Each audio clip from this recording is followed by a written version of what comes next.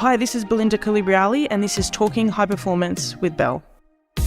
So I'm making this podcast for people who want to live their best life, people who know that there's more in them, but they just don't know how to get it. So there's a gap, something's missing, I'm making it for them. Welcome to Talking High Performance with Belle. It's great to be with you again this week, where we're going to be chatting about how to become the best version of you. So we're going to be chatting about this all month and how to step into the most authentic version of yourself and what that looks like. And we're going to explore today 6 steps into doing just that. So if this sounds like something you're interested in, please feel free, head to my website and grab my complimentary ebook, Becoming You, to help you on this journey. So the first question I want to ask you today is, how are you currently living when it comes to authenticity? So I want to break it up into a few different types of lives that we can live again. And when you think about authenticity, do you feel trapped when it comes to expressing who you really are and what you really want? So do you struggle to say what you want in a way that feels comfortable to you, or are you comfortable in how you're living, in what your beliefs are? And maybe you might be comfortable but still feel like it's, not anyone's business, your opinion on a certain topic. So you might keep it to yourself and think these thoughts either in your mind or with close family and friends. And then there's some of you that might feel empowered and feel really comfortable to show the world what you're really about, what you think in certain situations, and that helps you to become the most authentic version of you. So if you think about your life, do you feel trapped in expressing who you are? Do you feel comfortable, or do you feel empowered? And I want to talk about why the journey of authenticity is so important in becoming the best version of yourself. And if you think about the caterpillar to the butterfly, like the cliche, it's the journey of transformation. And sometimes we need to stay in our cocoon.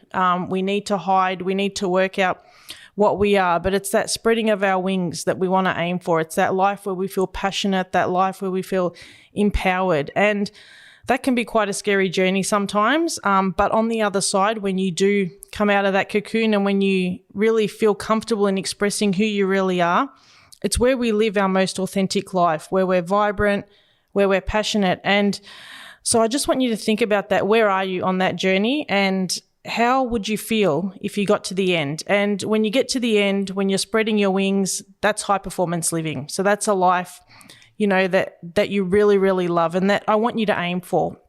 And there are a few reasons why it can be hard in the journey to becoming you and in the journey to becoming authentic. And one of the reasons is the fear of others. So fear of others' reaction. Many of us worry that if we show our true selves, we'll be rejected or we'll be judged, or they'll think we're a little bit strange in our quirks, So, I've got a few quirks that are a little bit strange and, my friends still accept me for them. But, some of us get worried about that. And this fear is especially strong if we don't have the courage to face it, and if we've had a bad experience in the past and we're scared that this experience might play out again. It might be rooted in, past traumas or experiences where we've been vulnerable and we've been hurt. So fear of others' reactions is a really big one that stops us from being ourselves. Another one is self-awareness. So we might have an idea of how we want a conversation to go, but we're not great in our delivery. I've been there many times before where in my head it sounds really good.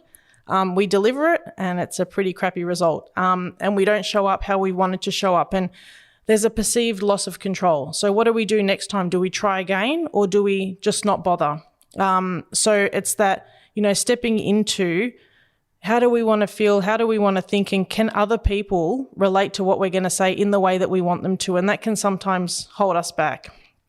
In today's world, I think also social pressures and social expectations really hold us back. So whether it's religion, whether it's, family upbringing and beliefs that we've been told we should have, that can hold us back. And, you might feel pressure to conform to a traditional relationship or pursue a certain career path because it's safe.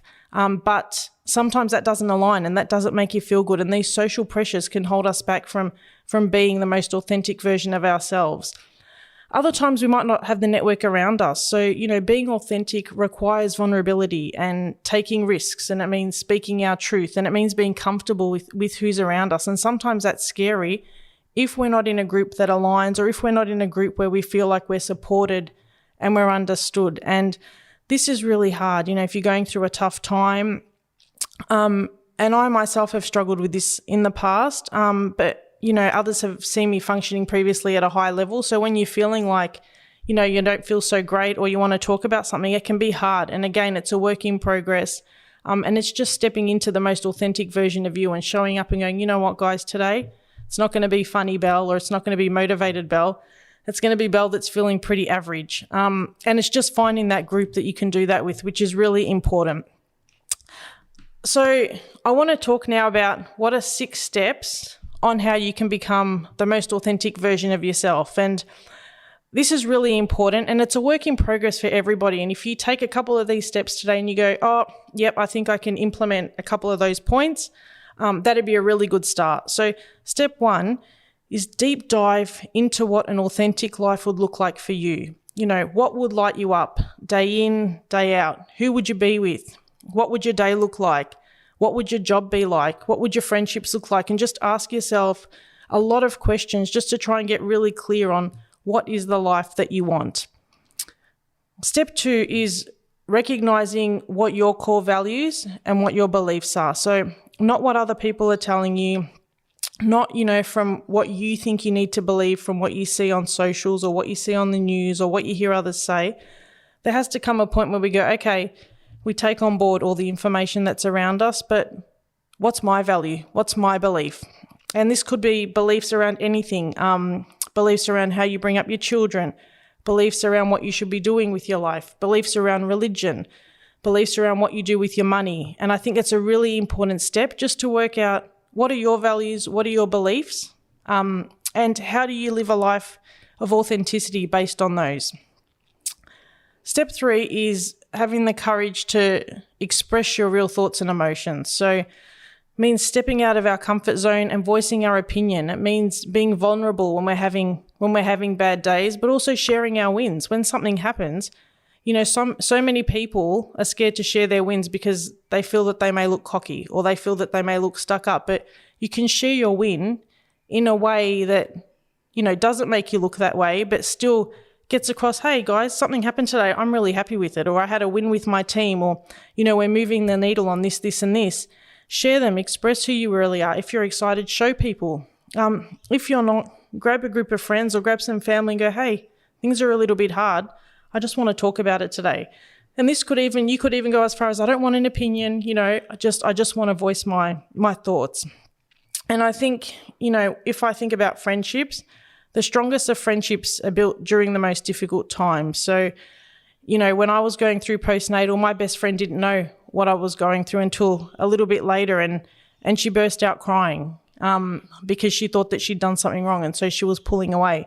So I think, it only tightened our friendship, and we've been friends for nearly 30 years. So I think, when we can share this, when we can show courage and express our real thoughts and feelings, it's really, really powerful. And this leads to my next point, which is point 4, encourage deeper relationships. So it's okay to want to have conversations that are a little bit deeper.